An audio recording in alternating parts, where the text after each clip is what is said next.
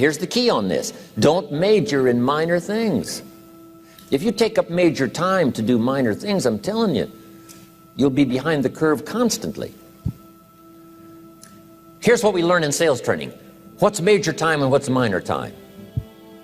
Here's minor time, thinking about prospects. Here's minor time, making lists of prospects. Here's minor time, keeping books on prospects. Here's minor time, going to see the prospect. Here's minor time, evaluating the prospect after you've been there. That's all minor time. Here's major time, in the presence of the prospect. That's major time. And if you took a look, if you're in sales and you took a look at a week, you'd say, my gosh, I'm spending 90% of my time on the minor stuff and so little time on the major stuff in the presence of. How many hours in the presence of in my day? How many hours in the presence of during my sales week? Because the time that really counts is in the presence of the prospect. Majors and minors. Here's another key time management essential. Don't mistake movement for achievement. It's easy to get faked out by being busy. Guy comes home at night all exhausted, falls in the chair and says, oh, I've been going. Here's the big question. Doing what? It's not the going. Some people are going, and they're doing figure eights. I mean, their progress is small. So don't mistake movement for achievement. Here's another one in sales we learned. Don't mistake courtesy for consent. If somebody's pleasant and they nod, you say, oh, they're going to buy. No, they're courteous. You can't mistake courtesy for consent.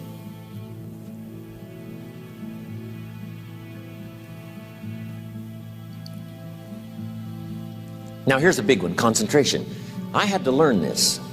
All those years ago, I'm in the shower trying to compose a letter. Found it turns out to be a strange letter. So here's what I learned to do. Save the work till you get to the office. Save the work till you get to the work. Don't try to get to the office on the way to work. On the way to work, enjoy the way. In the shower, enjoy the shower. Then go to work when you get to work. I found this to be helpful. Concentration. Here's another big one. Learn to say no. I'm telling you, in such a social society we have now, it's so easy to try to be a nice person, saying yes to everything. Find yourself overloaded. Now you got to call and make the, well, gosh, you know, all the time it takes to back out of something that you said yes to too quickly. Here's what might be better. I don't think so, but if that changes, I'll call you. Little things you can use not to overcommit yourself. My friend Ron Reynolds says, don't let your mouth overload your back. It's a good one. Now here's a big one on time management. When you work, when you play, don't mix the two. Don't work at play. I used to take my family to the beach and I would bring my briefcase.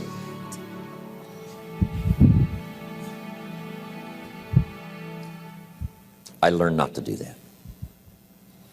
Or at the beach, I'm saying I should be at the office. Now my family's upset. Because I'm at the beach and I'm thinking office. Now when I'm at the office, I'm thinking what? I got to get my family to the beach.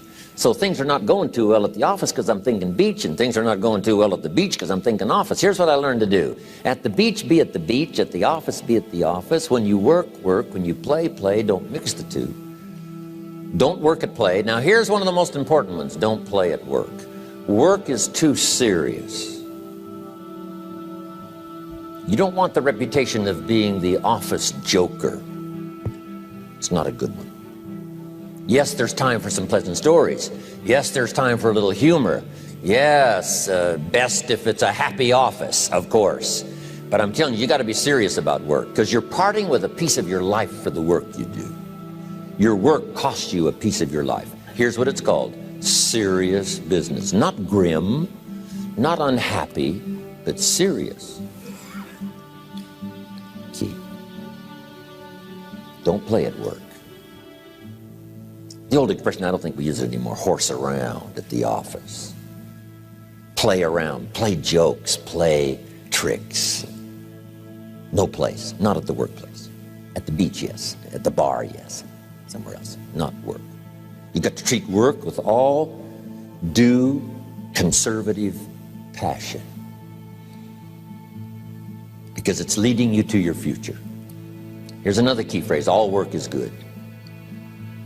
You may not like your job, but if it's the stepping stones to get you to where you want to go, you got to appreciate your job. You don't have to have a passion for your job.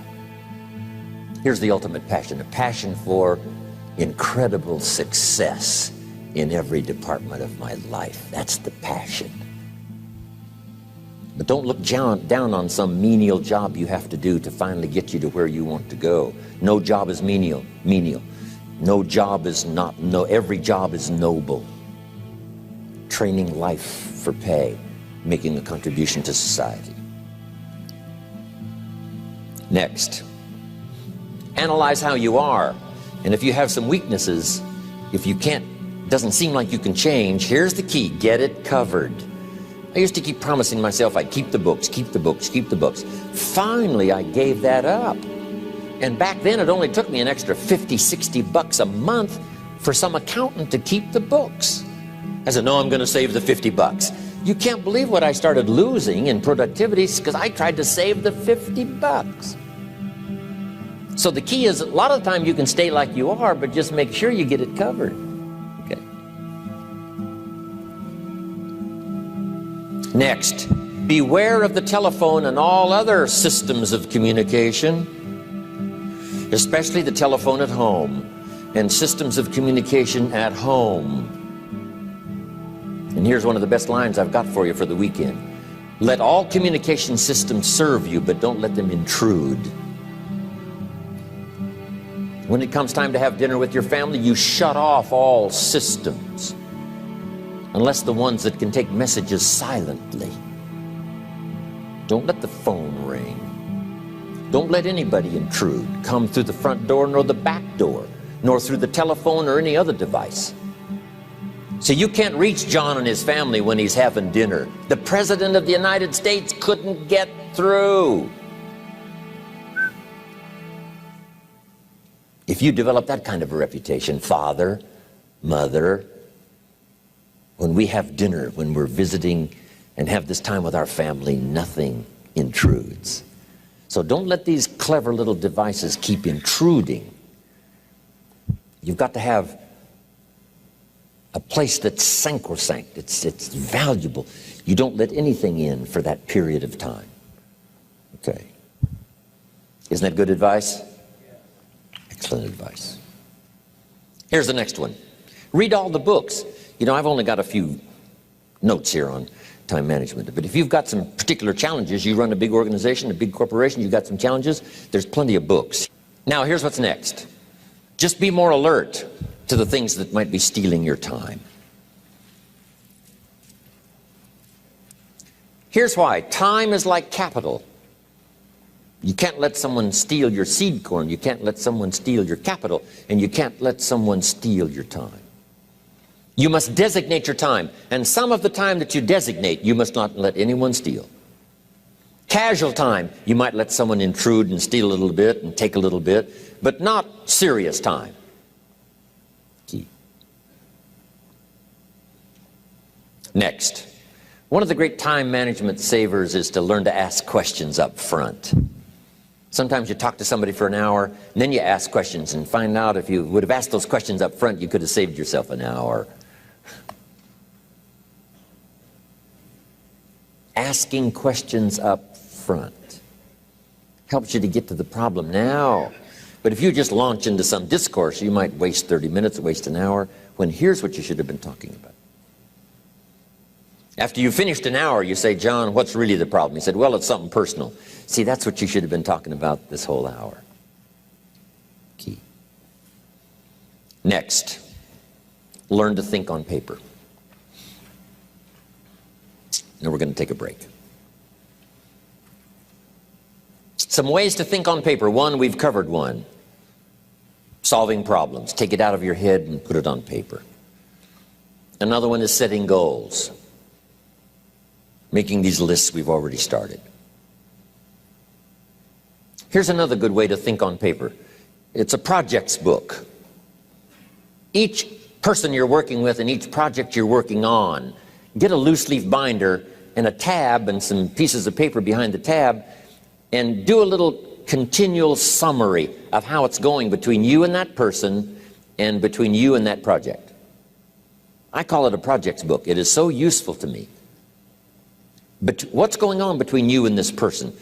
When you last got together, what did you talk about? And you got a few notes there. Here's what we talked about the last time we got together. Now when you get together again, you can review that so you'll know better what to talk about. When the president gets ready to travel and he's going to meet some important people, guess what they bring him? All these briefing books. Right? The last time you were with Khrushchev, Kennedy is informed. Here's what he said and here's what you said. Kennedy said, oh, that's valuable. I need to remember that. If a person is important, it's worth a little running account. You might even have a projects book for your children. Here's what's happening between me and my child. We've talked about this, and we've talked about this, and we've talked about this. Next, a day timer. Keeping track of all of your appointments. You know, mine is all filled with, when to catch an airplane and when to do a seminar and when to sit down and have a conference, all the rest. Next is a game plan. If you've got a house and the insurance is going to come due and some other things are going to come due, you just put it on a spreadsheet and make sure it's taken care of. Key phrase, take things out of your head and put them on paper. And the key is to just experiment with different ways that helps you to do that. Now here's the last one, thinking on paper, and that's to keep a journal. One of the things I'm known for around the world, have been now for 39, 40 years, is keeping a journal. Now my journal is not it's not necessarily it's not like a diary. It might be part diary. I'm flying over Ireland and I write down a few little things that impress me. Today I met this person. Wow, what an extraordinary event. Today I conducted this seminar in Rome. 1,000 people stood up and sang for me. I've got a little bit of a diary in there. But here's what primarily your journal is for. Collecting good ideas. A journal is to collect good ideas on your health, good ideas for your business, good ideas for your future, good ideas for time management. Because I used to take notes on pieces of paper and torn off corners and backs of old envelopes and restaurant placemats. And I threw all this stuff in a drawer. It did not serve me well. I finally learned to get a bound copy, right? And just keep a journal, right? If I was here, I had my journal, I'd be taking notes, right? These 2 days in my journal.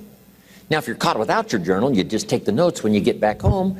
You put those notes in your journal, throw the paper away. Because we don't usually go through paper to review. But see, my journals now make up a significant part of my own library. My journal's all reserved privately for my children and my grandchildren. Can you imagine what I've collected over the years? It's unbelievable. There are 3 treasures to leave behind. I think you've already got those notes, right? Here they are. Number 1, your pictures. Don't leave the event unrecorded. It takes only a fraction of a second to say, here's who I was with. When I travel the world, right? We take all these pictures, and here's one of the gifts. People send me the pictures they took of me and them. It's part of the treasures I have on the farm. Incredible. A picture's worth 1,000 words to describe the scene, the emotion, what happened. Say, wow, this was an extraordinary day for me when I met these people.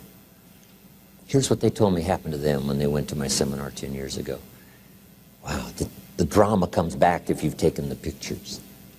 It's one of the treasures to leave behind when you go. Remember the old photographs that we have now of, 100 years ago, 70, 80 years ago, just a few photographs? What would it be like if you had thousands of photographs of the past, of your history, your mother, your father, right? Grandparents? So change all of that now for your children. Leave all your photographs as a record Here's what's next to leave behind, and that's your library.